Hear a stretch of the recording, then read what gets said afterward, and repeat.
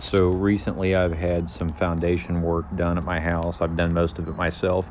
As you can see here, I've got some cracks in the basement wall. This is on the north wall of my basement.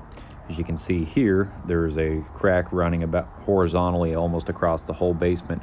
This wall has moved in 2 inches towards the center of the house off the foundation seal plate. The main cause of this is soil expansion caused by clay soil and expansive soils.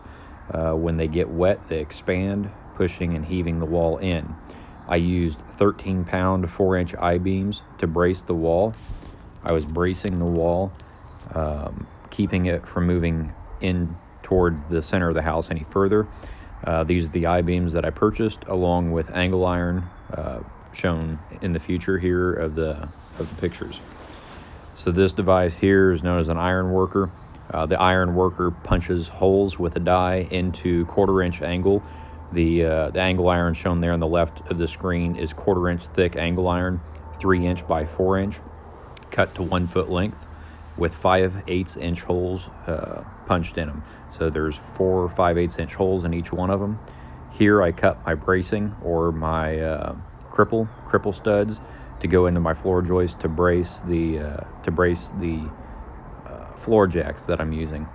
Here's a Bauer hammer drill that I purchased from Harbor Freight. Very happy with the Harbor Freight hammer drill. It's very good. So I found the center of my floor studs here, put a tack nail in there, and dropped a plumb bob down so I would know where to place my I-beams to find the center of the angle.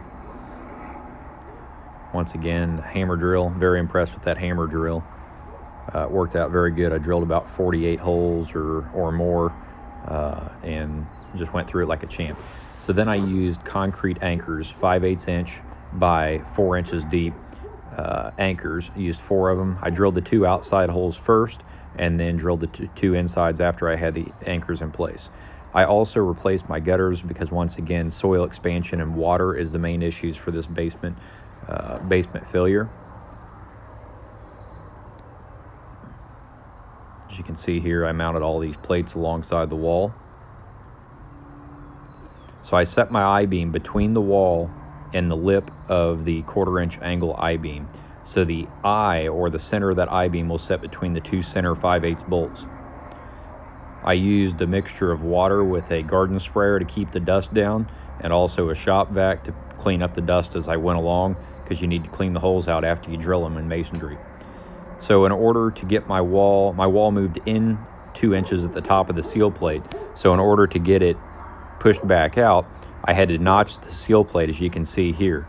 So notching the seal plate will potentially allow me, when the soil recesses and it heats up a little bit and the soil retracts away from the wall on the exterior, it has the potential that I could push the I-beams into the wall further and potentially push the wall out, causing it to go back to where it originally was.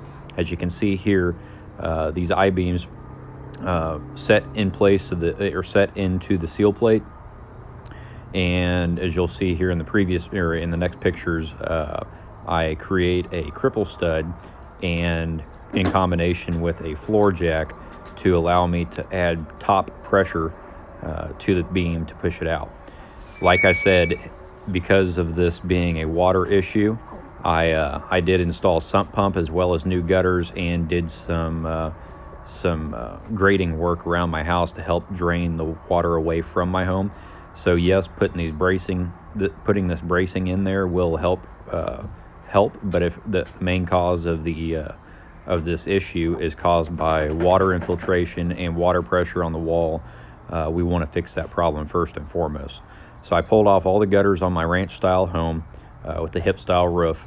I pulled all the gutters off. I prepped the fascia, replaced some fascia, and prepped the soffit and fascia, and replaced the gutters. As you can see here, I made a cripple stud with liquid nails and screws and nails, liquid nails, put a double top plate on there, and then I placed a floor jack between the double top plate and the I-beam, allowing it to brace up against the floor joist. You want to be careful when doing this because it applies pressure on the back side of the house as well. So potentially you could push the house off to the other side. So you want to be careful when you're doing that. Here's my painted and prepped fascia soffit and replaced 5-inch gutters with 3x4 downspouts. Another picture of that. So I've got about 168 linear feet of gutter going to 4 3x4 downspouts, going to 4 undergrounds to shed the water away from the home. Thank you for watching.